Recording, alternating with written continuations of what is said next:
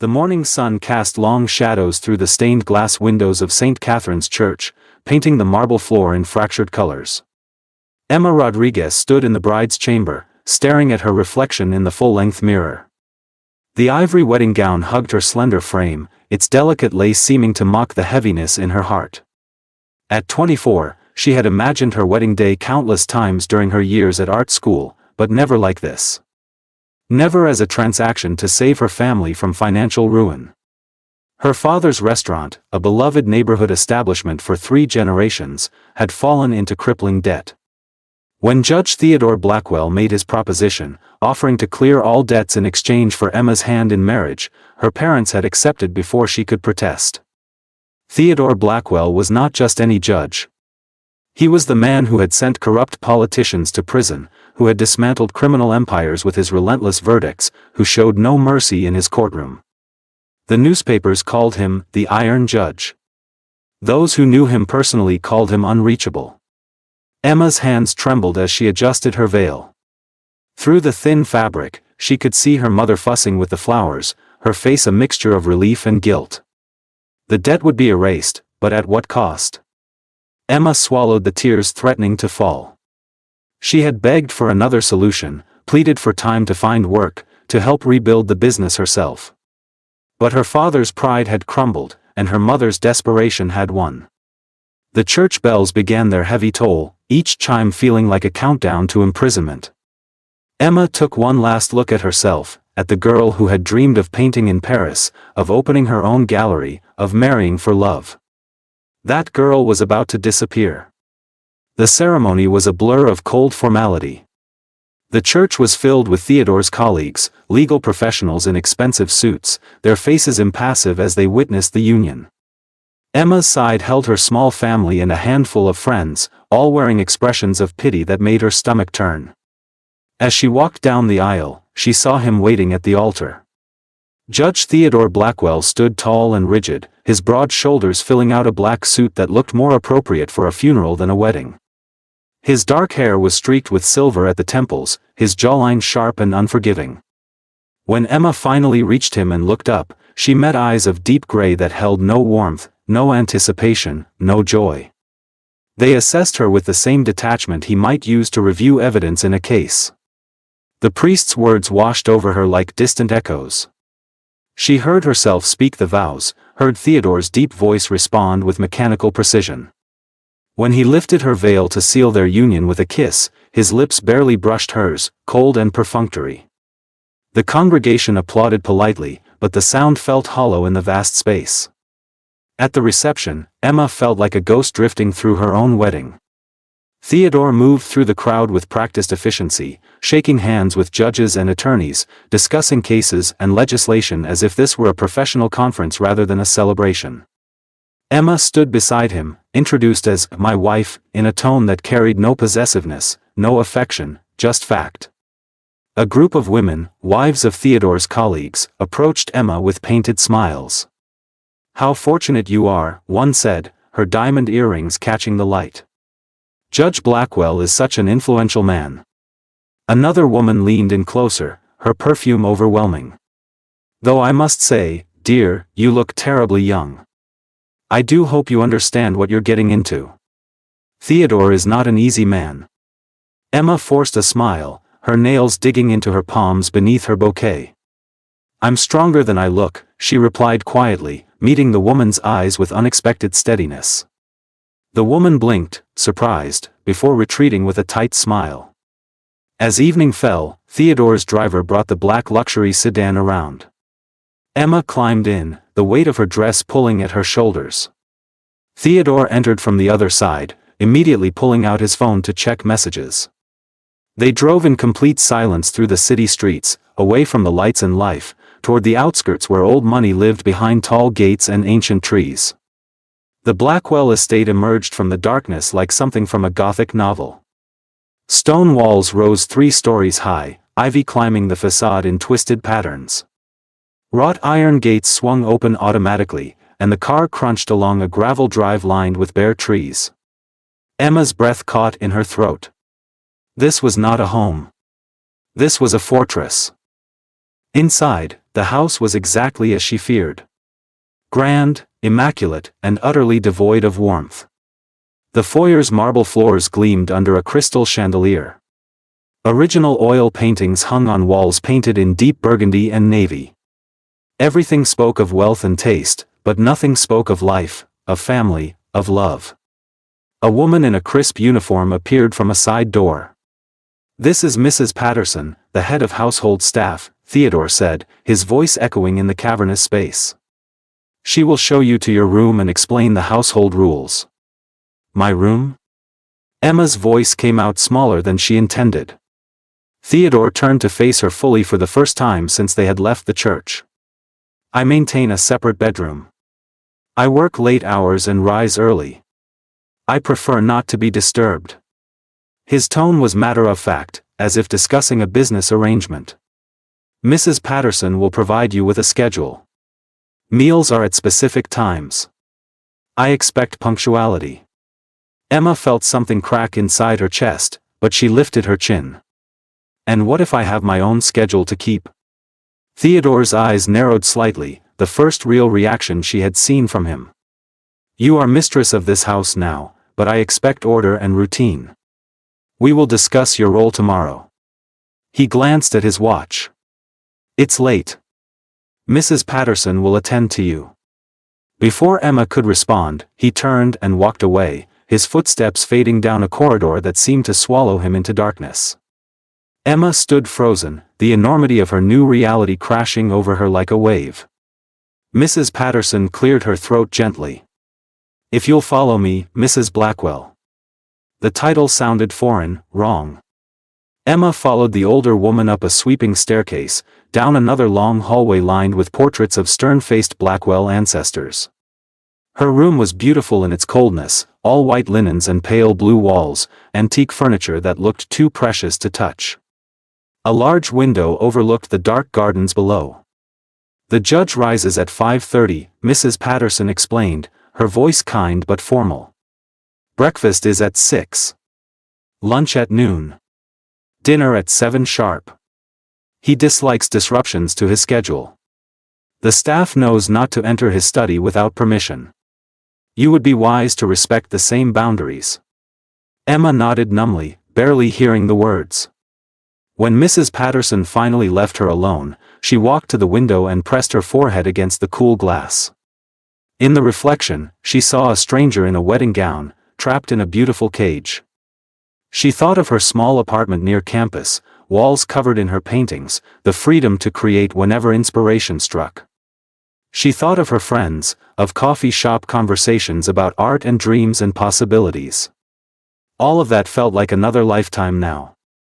Emma unzipped the wedding dress and let it pool at her feet, stepping out of it like shedding a skin. She found a nightgown laid out on the bed, simple white cotton that felt like a uniform. As she climbed into the enormous bed, surrounded by pillows that smelled of lavender and loneliness, she made herself a promise. Theodore Blackwell might have married her for whatever cold reasons drove him, and her family might have sold her to save themselves, but she would not disappear. She would not become just another piece of expensive furniture in this museum of a house. Somewhere in the depths of the estate, she heard a door close. Theodore, retreating into his own isolation. Emma closed her eyes, but sleep was a long time coming. The bed was too soft, the room too quiet, and her heart too full of questions about the man she had married and the life that stretched before her like an unwritten sentence, waiting for its verdict. The first week in the Blackwell estate passed like a slow-motion nightmare. Emma woke each morning to silence so complete it felt suffocating. Theodore left before dawn, his presence marked only by the faint scent of coffee lingering in the breakfast room and a newspaper folded with mathematical precision on the table. He returned after dark, retreating immediately to his study with barely a word. Emma spent her days exploring the massive house, discovering room after room filled with expensive emptiness. There was a music room with a grand piano that looked unplayed, a library with thousands of books arranged by subject and author, their spines too perfect, too untouched. In every space, she felt Theodore's absence more profoundly than she had ever felt anyone's presence. On the 8th morning, something changed. Emma came down to breakfast to find a small vase on the table, 3 white roses arranged with simple elegance. She stopped, staring at them. Mrs. Patterson appeared with coffee, her expression neutral. "Did you put these here?" Emma asked. "No, ma'am. I found them this morning with instructions to place them on the breakfast table." The older woman's eyes held a knowing glint before she retreated to the kitchen. Emma touched the soft petals, her heart beating faster. Theodore had left before she woke, as always, but he had thought of this. It was not much, barely a gesture, but in this cold house, it felt like a spark in the darkness. The roses appeared again 2 days later. Then, Emma found a book on her nightstand, a collection of essays about art and creativity, a bookmark placed at a chapter titled "Finding Beauty in Constraints." She ran her fingers over the cover, imagining Theodore selecting it, perhaps in some bookstore between court sessions, thinking of her. Their dinners remained mostly silent, but Emma began to notice small shifts. Theodore would ask brief questions. "How did you spend your day? Is the house to your liking?" His tone was formal, but he waited for her answers, actually listening when she spoke about walking the gardens or discovering the art storage room in the basement. "There are paintings down there," Emma said one evening, unable to contain her excitement. "Original works, some quite valuable, just covered in dust sheets." Theodore looked up from his plate, his gray eyes focusing on her with unexpected intensity. "My grandmother collected art. After she died, my grandfather locked it all away. He said it reminded him too much of her. It was the first personal thing he had shared." Emma leaned forward slightly. "That's incredibly sad. Art is meant to be seen, to be lived with. Perhaps you could do something with them," Theodore said after a pause. "Restore them. Display them. The house could use something less cold." Emma's breath caught. "You would let me? It's your home now too."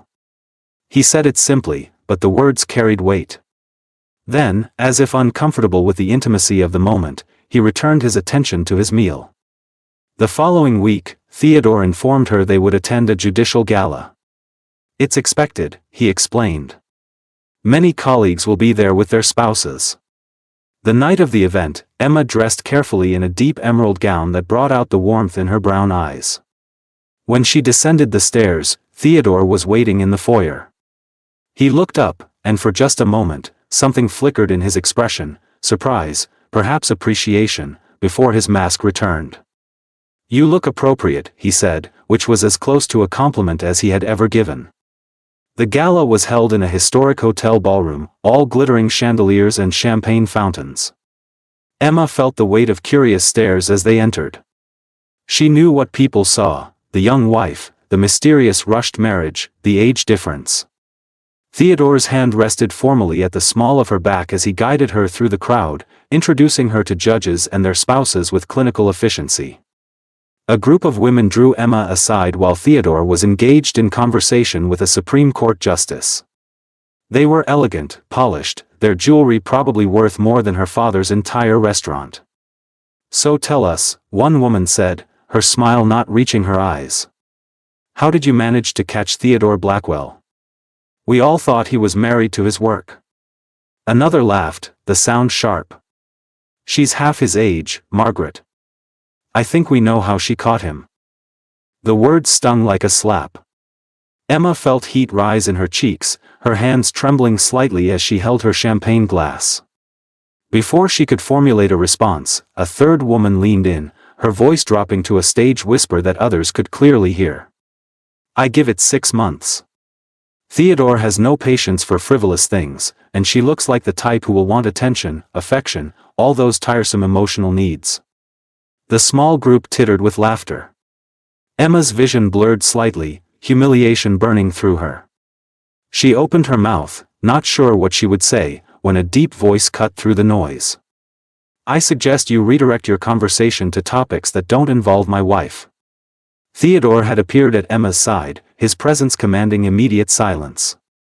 His face was carved from stone, but his eyes blazed with cold fury. The women paled, stepping back instinctively.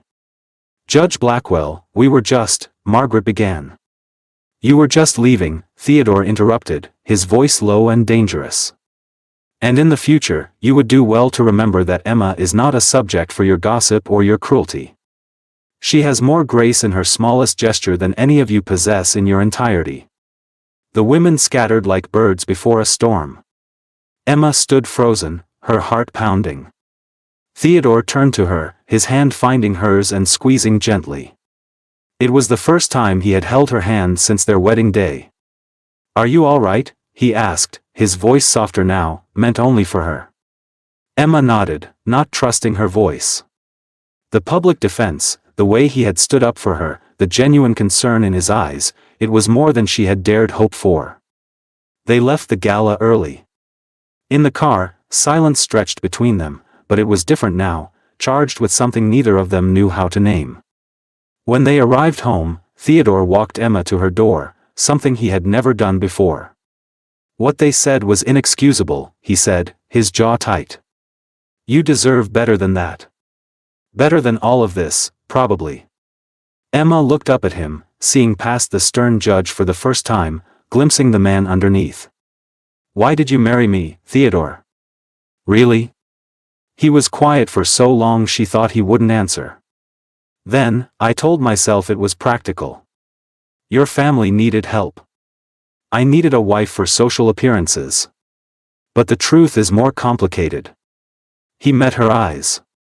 "When I met you, when your father brought you to my office to finalize the arrangement, you looked at me with such fire in your eyes. You didn't want to be there, didn't want this marriage, but you were willing to sacrifice yourself for your family.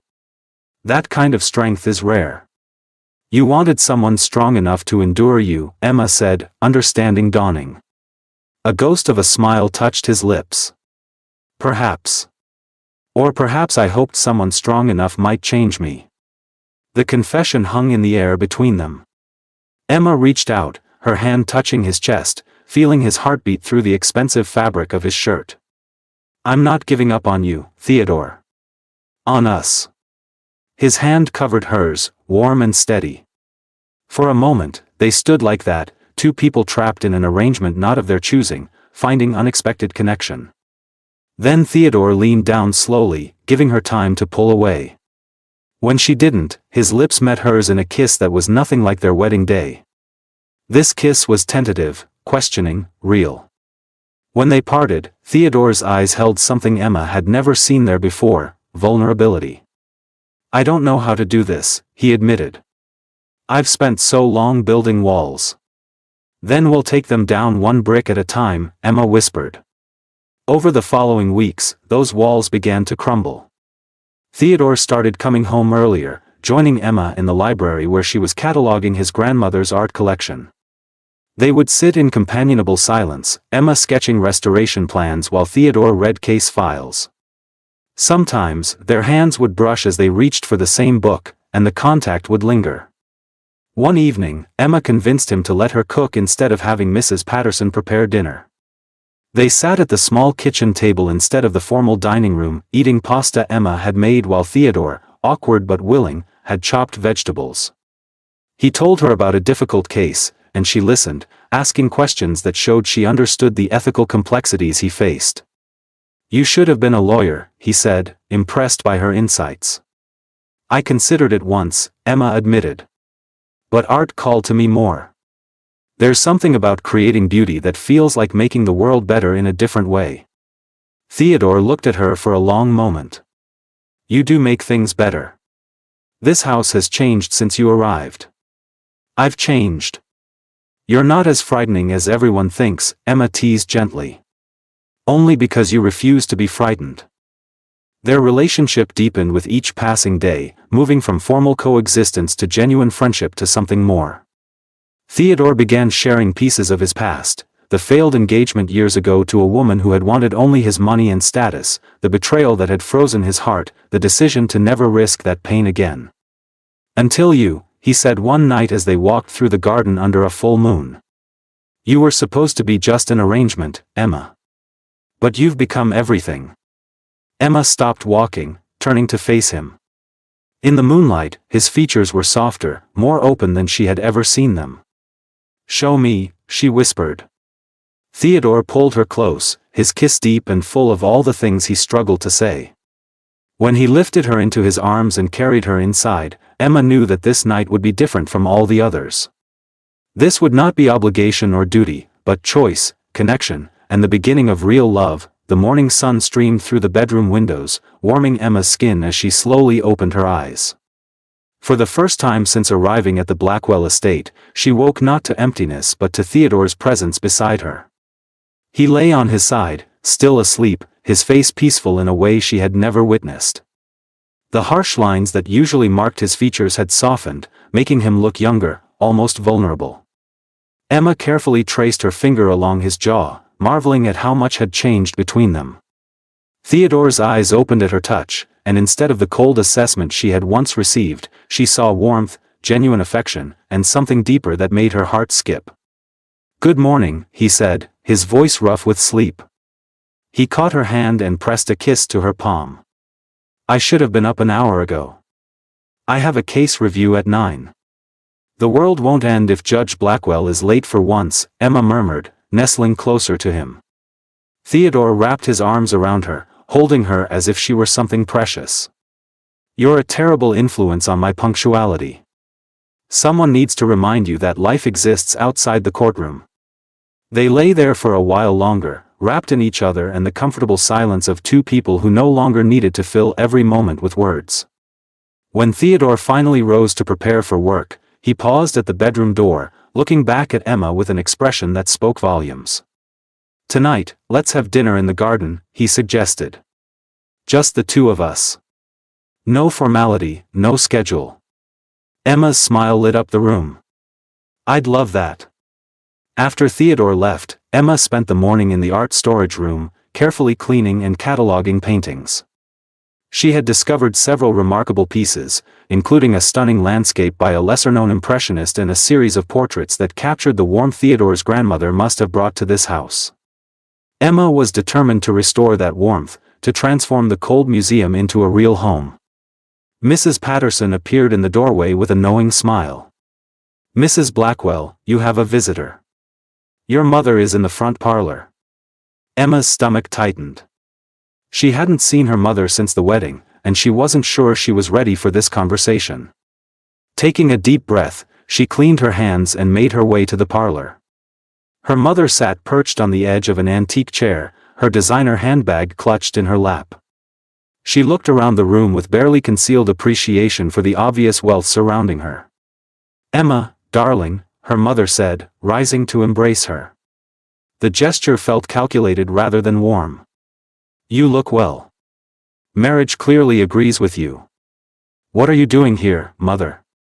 Emma asked, remaining standing.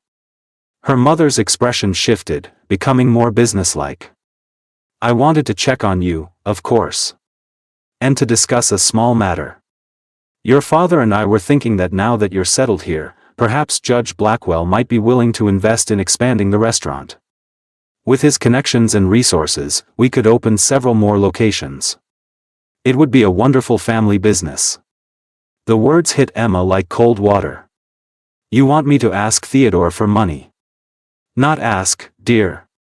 You're his wife. What's his is yours. Surely he wouldn't begrudge helping his in-laws, especially after we were so accommodating about the marriage arrangement." Emma felt anger rising in her chest, hot and righteous. For weeks, she had carried guilt about her parents' sacrifice, about the debt that had forced this marriage. But now she saw clearly what she had been too hurt to recognize before. They hadn't sacrificed anything. They had traded her like a commodity and expected continued returns on their investment. "No," Emma said firmly.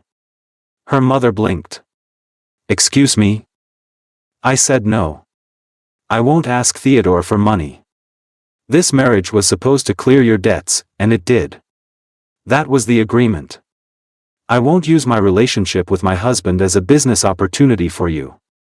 Emma Rodriguez, you ungrateful child. After everything we've done for you. Everything you've done." Emma's voice rose, months of suppressed emotion finally breaking free. "You sold me to save yourselves. You didn't ask what I wanted. You didn't consider my dreams or my future. You made a deal, and I honored it because I loved you. But I'm not your asset to exploit. Her mother's face flushed red. How dare you speak to me this way? We raised you, educated you. And I'm grateful for that. But my gratitude doesn't extend to betraying the man I've come to love or turning my marriage into a business transaction. Emma walked to the parlor door and opened it. I think you should leave now. Her mother stood, drawing herself up with wounded dignity. You'll regret this, Emma. When he tires of you and you have nowhere else to go, don't come crying to us. I won't need to, Emma said quietly. Because Theodore isn't like you. He sees me as a person, not a means to an end. Goodbye, Mother. After her mother left, Emma stood in the empty parlor, shaking but strangely liberated. For the first time since the wedding, she felt truly free. She had drawn a line, chosen her own path, and it felt right. That evening, true to his word, Theodore had arranged dinner in the garden. Lanterns hung from the trees, casting a soft glow over a small table set with simple elegance. No servants hovered nearby, just the two of them under the emerging stars. As they ate, Emma told him about her mother's visit and her decision. Theodore listened intently, his expression growing darker as she recounted the conversation. I'm sorry you had to face that, he said when she finished. But I'm proud of how you handled it. You've grown so much stronger, Emma. Though perhaps you were always this strong, and I was just too blind to see it. I didn't feel strong when I married you, Emma admitted. I felt like I was disappearing. Theodore reached across the table, taking her hand. I know. I made it worse with my coldness, my rules, my insistence on control. I was so afraid of being hurt again that I hurt you instead. I'm sorry for that. You were protecting yourself. I understand that now. Emma squeezed his hand. But you don't need those walls anymore. Not with me. No, Theodore agreed, his voice rough with emotion. Not with you. He stood and pulled her up from her chair, drawing her into his arms. They swayed slowly to music only they could hear, the garden wrapping them in privacy and peace.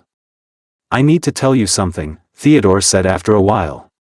Next week, I have to give the keynote address at the National Judicial Conference.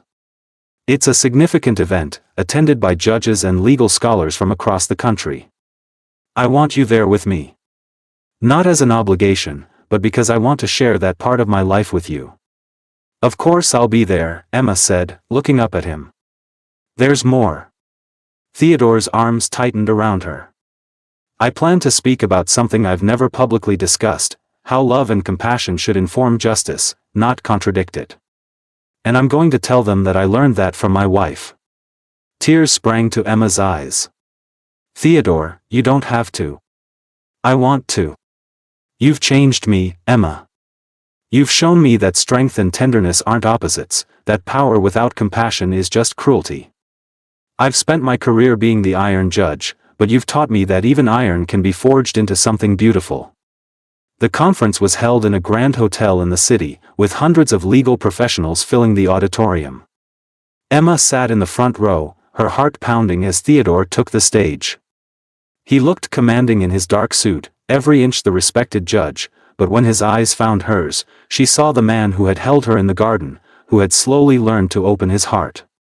Theodore's speech was brilliant and passionate, discussing the balance between justice and mercy, between upholding the law and recognizing humanity. Then, he paused, his gaze sweeping the audience before returning to Emma. I spent many years believing that emotion was weakness in the courtroom, he said. That to be fair, I must be detached, unmoved by the human stories behind each case. But recently, I've learned that I was wrong. My wife, Emma, came into my life through unusual circumstances. Our marriage was not born of romance but of necessity. Yet she taught me something crucial, that seeing people as fully human, with all their complexity and capacity for change, doesn't undermine justice. It enriches it. The audience was silent, captivated. Emma felt tears sliding down her cheeks. Love, Theodore continued, doesn't make us weak. It makes us wise. It helps us see beyond the surface, to understand that every person who stands before us in judgment is someone's child, someone's hope, someone's chance at redemption. My wife showed me this by refusing to accept my coldness, by insisting on her own humanity and, in doing so, restoring mine. Whatever wisdom I bring to the bench now is tempered by the compassion she's taught me." The applause that followed was thunderous. Emma stood with everyone else, her vision blurred by tears of pride and love. When Theodore left the stage, he came directly to her, ignoring protocol and the watching crowd to pull her into his arms. "I love you," he said, loud enough for those nearby to hear. "I should have said it weeks ago, but I'm saying it now. I love you, Emma Blackwell." "I love you too," she whispered against his chest.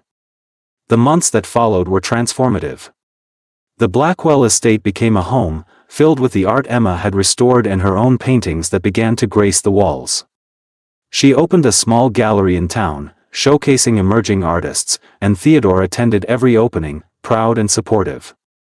Their relationship deepened in countless small ways. Theodore learned to leave work at reasonable hours, to laugh more freely, to express affection without reservation.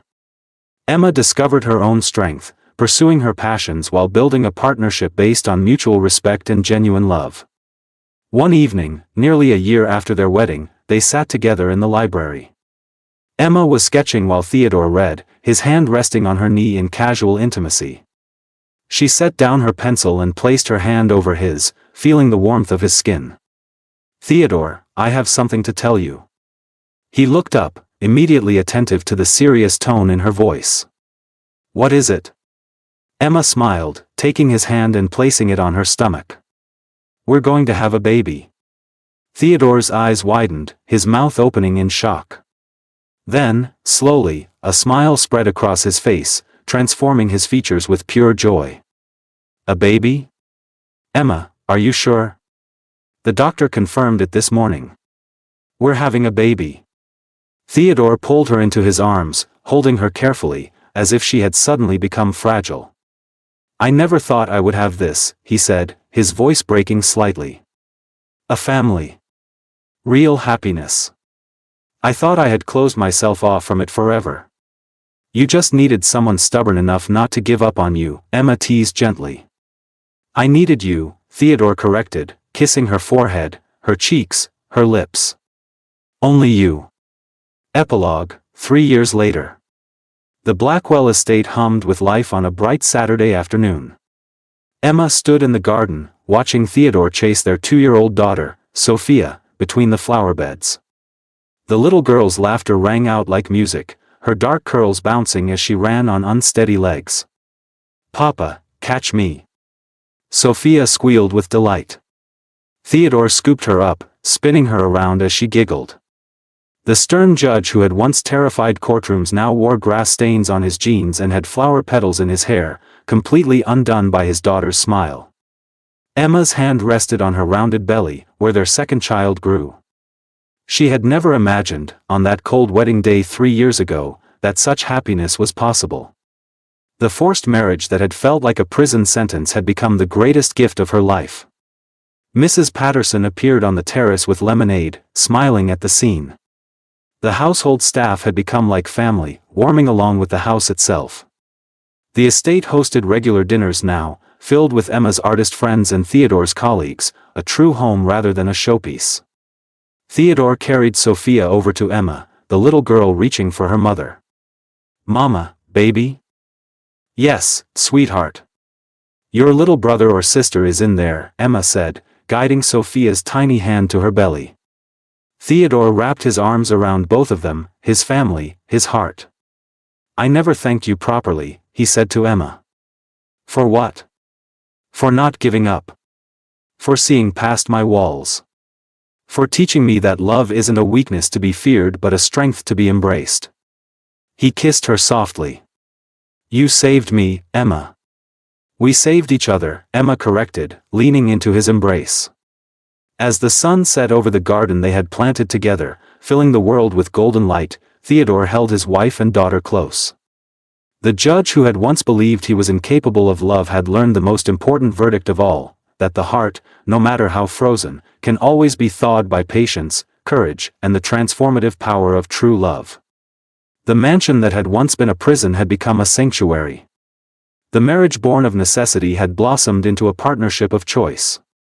And the man who had been known as the Iron Judge had discovered that the greatest strength of all was the ability to love and be loved in return. In the end, Emma's purity, her genuine spirit and unwavering belief in redemption had not just revealed Theodore's capacity for change. It had rewritten both their stories, transforming a cold transaction into a warm legacy of love that would endure for generations to come.